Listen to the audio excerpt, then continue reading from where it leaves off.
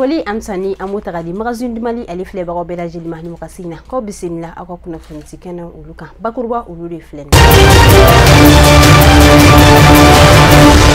bakuruba kun fɔlɔ la amita Mali fo ka taa se Mauritanie olu ka tigɛ di ɲɔgɔnman baara hukumu kɔnɔna la an ministre dɔ olu kunda Mauritanie kaw fɛ ka an tila kana walawalaw ye fo ka taa se amita commune 1 na kɛrɛnkɛrɛnna Bulkasumu kaw fɛ n'i y'a ta k'a lajɛ u ka so belebele min bɛ yen nɔ ni mana yɛrɛ bɛ mara a yɔrɔ in kɔnɔna la taa de taara ka wuli o la an tila kana o ɲɛfɔ ye fo ka taa se an ka kunnafoni labanw na sa an bɛ taa lakanabaliya ko ale bunako kan ka kɛ ni an ka finitigilakaw ye fo ka taa se FDS mɔgɔw ma olu ka wulikajɔ baara hukumu kɔnɔna Sahel jamana ale kɔnɔna la o boyana kosɛbɛ an bɛ tila kana o walawalaw ye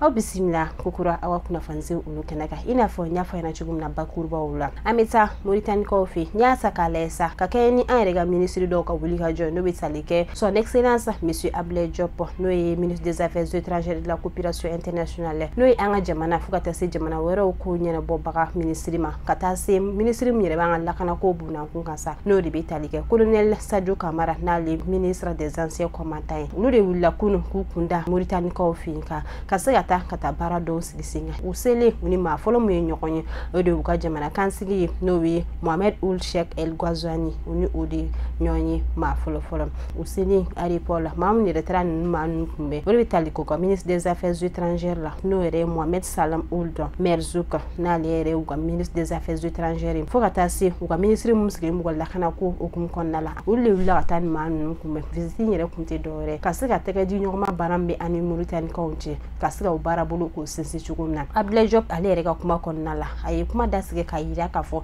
ko n y'a ye o bɛ Mauritanie kaw fɛ nin wagati in na o kun tɛ dɔwɛrɛ ye o nana ni colonel Assimi Goïta n'ale yɛrɛ an ka furancɛ fanga maa ɲɛmaa ye ale ka foli n'a ka tanu ye ani a ka wale ɲuman dɔ baara ka ɲɛsin an ka jamana ma u nana ni o foli ye fo ka taa se u ka cɛsiri mun bɛ an ka jamana ye ka taa se baara bolo mun bɛ an n'u ɲɔgɔn cɛ fo ka taa se bɛn ni kelenya min bɛ an n'u ɲɔgɔn cɛ ko bari sabula an ye Mauritanie an bɛɛ kɛra kelen an bɛɛ ye jamana kelen ye ko foli belebele a bɛ taa ka d'u ma ka se ka taa u ka tagali yɛrɛ kun dɔ yɛrɛ fana ka se ka taa lakana sabati an ka jamana hukumu kɔnɔna la fo ka taa se baara bolo dɔwɛrɛw ma ka se ka taa o sigi Mauritanie kaw fɛ yen nɔ u ka foli belebele u y'o ta k'o ɲɛsin Mauritanie kaw ma ka kɛ n'u ka wulikajɔ ye ka ɲɛsin an ka jamana ma i n'a fɔ n y'a fɔ ɲɛna cogo min na an bɛ taa Bulkasumu kaw fɛ yen nɔ kɛrɛnkɛrɛnna commune 1 sigida Gale n'i y'a ta k'a lajɛ yɔrɔ min bɛ yen n'u ka mara yɔrɔ so belebelebaw ye kunun sɛnɛdon n'o bɛnna avril kalo tile 15 ma t'ale taara ka wuli nin so belebeleba in kɔnɔna la Bulkasumu yɛrɛ ale yɛrɛ bɛ Kulikoro sira la n'ale bɛ sigida Gale ale fɛ témoignage kɔnɔna la n'o ye seereyaw ye seereyaw y'a yira k'a fɔ k'u bɛ bali mun na dɔrɔn t'ale sera ka wuli nin so belebeleba in na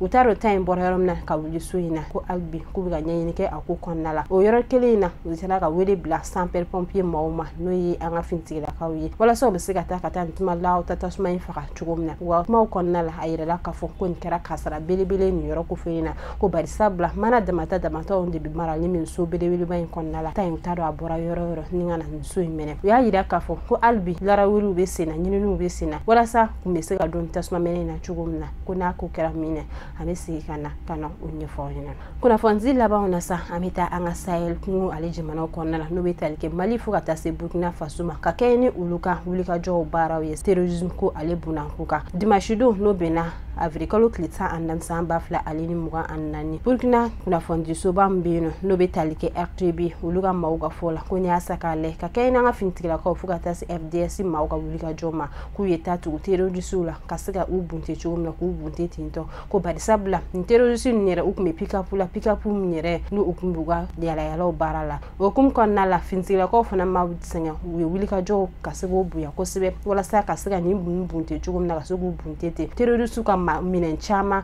u ye dankari kɛ u la ka se ka taa k'o wuli o la ka se ka bunte caman da ni maa kofɔlen ninnu kan walasa jamanaw bɛ se ka lakana cogo min na maa dɔw fana tun b'u la minnu kun dogolen don fan wɛrɛ fɛ u ye wulikajɔw kɛ ka larawuliw kɛ walasa ka se ka taa tɛgɛ da olu fana kan ka se ka olu ci latunu cogo min na walasa jamana bɛ se ka lakana sɔrɔ cogo min na u ka baaraw fo ka taa se u ka jijɔnw kɔnɔna la u sera ka nin baara bolo min sigi sen kan fasiliba ka fɔ la n'u farala ɲɔgɔn kan a ka ca Ala fɛ terrorisme ko a na se ka ban cogo min na ni jamana fila ni ɲɔgɔn cɛ ko hali bi u bɛ baara mun na n'o ye tɛgɛ di ɲɔgɔnma baara lakana ko ale kan u ka se ka o sabati hali bi u ka se ka dɔ belebele fara a kan walasa ni terrorisme ko bɛ ban jamana ninnu kɔnɔna la